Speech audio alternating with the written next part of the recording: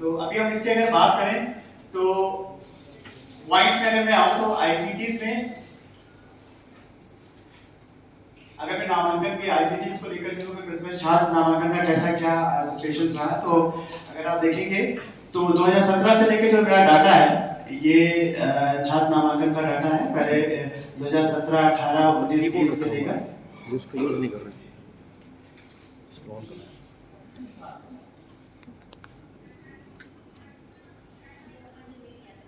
इसको थोड़ा इसलिए मैं दिखाना चाह रहा था कि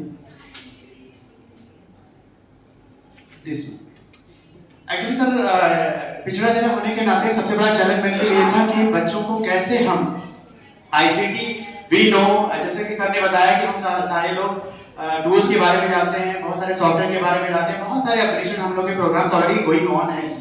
बट इम्पोर्टेंट ये है कि हमारे बच्चे कितना उसको जानते हैं, क्या वो उसको ग्रास्प कर पाते हैं, क्या वो उसको अच्छी तरह से उसको प्रेजेंट कर पाते हैं, या अगर हमने उनको बताया तो उनका फीडबैक के रूप में अगर वो अच्छे से कर पा रहे हैं, अगर मैं उनका यूज ले पा रहा हूं तो it means we are in a right direction. तो मैंने उस पर कुछ काम करने की कोशिश किया है। तो जैसा कि जानते थे कोरोना हम लोगों का बहुत बड़ा चैलेंज होता और पहले आईसीटी का थोड़ा थोड़ा प्रयोग हम लोग करते थे, लेकिन बहुत एक्टिव कोरोना काल के बाद में। इसलिए अगर आप छात्र आंकड़ा मेरा देखेंगे तो सबसे पहले मैं छात्र आंकड़ा पहले ये बता दूं, मैं एक दो ऐसे विद्यालय में हूँ जहाँ केवल 2 अध्यापक हैं, मैं हूँ और एक हमारे प्रधान अध्यापक है, और मेरा खुद का कोई विद्यालय नहीं है, वो जर्जर विद्यालय है और अभी वो कायाकल्प के थ्रू वो बन रहा है। तो अभी 19 पैरामीटर चला। मैं एक प्राथमिक विद्यालय जो खौली है उसी के कमरे में किराएदार के रूप में जब से वो बना है तब से मैं वहां पढ़ा रहा हूँ। तो मेरे लिए 2-3 चैलेंजेस आए कि हम बच्चों को कैसे क्या करें क्या नहीं। इसीलिए मेरे छात्र आंकड़ा थोड़ा कम है क्योंकि मेरे पास स्पेस नहीं है। यहाँ से अभी मेरे यहाँ छात्र आंकड़ा यहाँ बढ़ता गया क्योंकि यहाँ पर ऑनलाइन यहाँ पर मेरा जो है बिल्डिंग्स बनने यहाँ से स्टार्ट हुई है। अभी 19 पैरामीटर होना बाकी है। अब है छात्र आंकड़ा यहाँ। अगर आप यहाँ देखेंगे तो लॉकडाउन के बाद से लोगों ने एडमिशन लेना शुरू किया। हमारी जो ग्रोथ रेट है वो 18.60% है। 2021 की बात करें यहाँ 16.50% है, और 22-23 की बात करें तो 5.50% है, जो डेफिनेटली आगे आगे बढ़ेगी। इसका जो मैंने असेसमेंट लिया है वो गूगल फॉर्म के थ्रू और व्हाट्सएप के थ्रू लिया है सिंपल। बिकॉज इंपॉर्टेंट ये है कि बहुत सारे टूल हैं जिसके थ्रू हम एडमिशन के लिए जा सकते हैं, वेबसाइट है, ऐप है, बट हमारे जो अभिभावक हैं, हमारे जो बच्चे हैं वो इजीली कैसे अंडरस्टैंड करते हैं वो मेरे लिए जानना जरूरी है। तो Google form is was the best tool जिसके और व्हाट्सएप जिसके जरिए हमने बच्चों के घर तक पहुंचे और वहां से हम लोगों ने ये डाटा ये सारी चीजें हमने कलेक्ट की।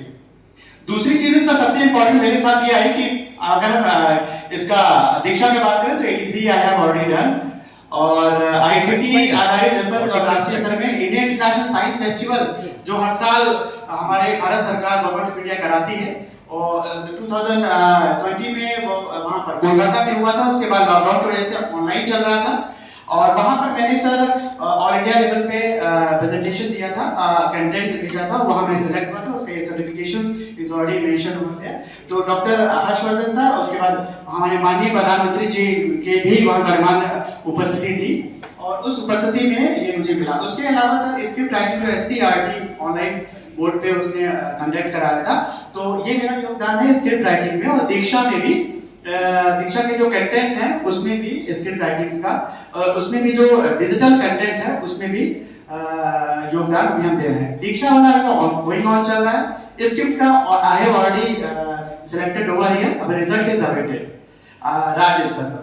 अभी हम इसकी अगर बात करें तो यहाँ पर इधर बात करें तो YouTube चैनल प्रेरणा पोर्टल दीक्षा ऐप के बराबर यूज कर रहे हैं। मुझे प्रेरणा पोर्टल बहुत अच्छा लगता है। प्रेरणा पोर्टल पे टीचर्स के लिए भी बहुत कुछ लर्न करने को है, दीक्षा तो है नो डाउट।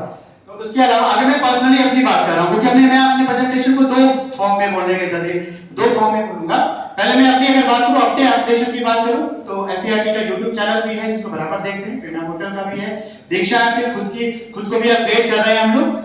अब यहाँ की अगर ऐसी बात करें कि आप मत करना, this one is very important कि हमारे जो YouTube चैनल से जो वीडियो निर्माण है उसमें मैंने यहाँ प्रतिभाग किया था, जो जिसका हमने पहले आपको ये किया आलेख निर्माण में। ये यहाँ से आप खुश कैसे रहें, तो उसका एक मॉड्यूल यहाँ भी उसका निर्माण हो रहा है। उस मॉड्यूल में लकी मेरा भी नाम है उस और उसकी फॉर्मेशन वो सारी चीजें ऑनलाइन एनसीईआरटीज जो with the help of NCERTs कराई गई थी, उसमें सर मेरा भी पार्टिसिपेशन है, उसमें भी कार्य हम लोगों का चल रहा है। अब हम अगर इसकी बात करें, अपना क्यूआर कोड की बात करें, और ऐसे एनआर ओईआर खान एकेडमी ई पाठशाला बहुत सारे चीजें दीक्षा रीड अलॉन्ग ऐप यूज करते हैं। बट फोकसली अगर प्रैक्टिकली अगर हम बात करें, सबसे ज्यादा जो बच्चे बेनिफिटेड हुए हैं वो दीक्षा ऐप से हुए हैं, और बोलो ऐप जिसको हम बोलते हैं उससे भी, जिसको रीड अलॉन्ग ऐप बोला जाता है, उससे बच्चे बहुत ज्यादा लाभान्वित हुए हैं रीडिंग करने के लिए। इसके अलावा सर मेरा खुद का चैनल है मिशन प्रेरणा की ई पाठशाला के नाम से हमने अपना चैनल किया, जहां मोर देन 325 सब्सक्राइबर्स हैं और अराउंड 225 वीडियोस मैंने ऑलरेडी अपलोड कर दिया है। ये लास्ट 2 इयर्स है कोरोना के लॉकडाउन के बाद ये पूरी स्थिति है। और व्हाट्सएप के माध्यम से जब लॉकडाउन था या अभी भी पैरेलल में सारी चीजें जो एक्टिविटीज चल रही थी, उसमें मैंने बच्चों को बताया कि उनके काम चेक करते थे। इधर दूरदर्शन के माध्यम से जो बच्चों को पढ़ाया जाता था उसकी भी जानकारी व्हाट्सएप के माध्यम से दी जाती थी। और इसके अलावा रेडियो वगैरह, रेडियो का भी जो चल रहा था प्रोग्राम, उसकी भी जानकारी हम देते थे। यहाँ ये मेरा व्हाट्सएप ग्रुप बना हुआ है सर, 2020 से मैंने इसका स्टार्ट किया है, 2020 से ऑनलाइन एक्टिव रूप से। तो ये मेरा उसके कुछ ट्रिक्स हैं, बच्चे ऑलरेडी ऑनलाइन कोड पे कैसे इसको यूज करना है, क्या करना है, वो सारी चीजें इसमें देख रहे हैं। सबसे इंपॉर्टेंट सब आप ये आया, जैसे हम बात करते हैं इस स्लाइड से, अगर हम बात करें, हमने बोला कि बच्चों को गूगल शीट आ रही है, ये आ रहा है, अपना दीक्षा हम अपलोड करा रहे हैं, सारी चीजें करा रहे हैं। तो बच्चों को सबसे पहले हमने एजुकेट किया उनका मेल आईडी कैसे बनानी है। बच्चे गूगल मीट और जूम ऐप में, जूम ऐप से ज्यादा वो गूगल मीट में कंफर्टेबल रहते हैं। और उसके सबसे बड़ा सबूत ये है, 1 मिनट और लेंगे मैम, इसका सबसे बड़ा सबूत ये है कि राष्ट्रीय बाल विज्ञान कांग्रेस जो ऑनलाइन मोड पे कोरोना काल से हुआ, उसमें बच्चा जो है बेसिक शिक्षा विभाग के सारे बच्चे पार्टिसिपेट करते हैं। राष्ट्रीय स्तर पे अभी हमारे बच्चे, हमारे विद्यालय के बच्चे सेलेक्ट हुए हैं, जिसको हमारे माननीय प्रधानमंत्री जी द्वारा गुजरात गवर्नमेंट द्वारा होस्ट किया गया था, वहां से उनको बच्चों को सर्टिफिकेशन मिला है। ये उसके कुछ फिक्स हैं। इसके अलावा विद्यार्थी विज्ञान मंथन जो ऑनलाइन और इंटरनेशनल लेवल पे भी परीक्षाएं कराई जाती हैं, तो वहां पर ये बच्चे उसमें पार्टिसिपेट किए। इसके अलावा सर सबसे इंपॉर्टेंट है गिनीज बुक में बच्चों ने पार्टिसिपेशन किया था। अब जैसे हमने कहा ना, हमने बच्चों को बहुत सारी चीजें एजुकेट की, नाउ अब समय आया उनका फीडबैक लेने का। तो बच्चों को कैसे हैंडल करना है, कैसे ऐप में रहना है, कैसे ऑनलाइन करना है, तो मास्क के हैंड वॉश और मास्क कैसे वियर करना है, उसका ये ऑल इंडिया लेवल पे एक चल रहा था, अवेयरनेस प्रोग्राम चल रहा था गवर्नमेंट ऑफ इंडिया के थ्रू। तो उसमें हमारे बच्चे की 3 बच्चियां इसमें पार्टिसिपेट की थी, जिसमें गिनीज बुक की तरफ से ये सर्टिफिकेशंस बच्चों को मिला है। अनामिका, करिश्मा और रानी 3 बच्चों ने किया था। और तो एक साथ ऐप में करने के बाद इनको ये सारी चीजें लगातार नोट पर इनको प्राप्त हुई। ये चल नहीं रहा है, बस मैं 5 मिनट में एक स्क्रॉल दिखा देता हूं। ये बच्चे के ऑनलाइन माध्यम से इन्होंने ये अपना निबंध प्रतियोगिता भी जीती थी और एजुकेटर्स के द्वारा। इसके अलावा हमारे माननीय जो बेसिक शिक्षा मंत्री हैं, ये भी इन्होंने भी इसको सराहा था कि सिद्धार्थ नगर बहुत चैलेंजिंग है, उसके देखते हुए सारी चीजें, ये कुछ सर्टिफिकेशंस है। इसके अलावा कोरोना काल में हमने बुक्स वगैरह भी लिखी है अवेयरनेस के लिए। और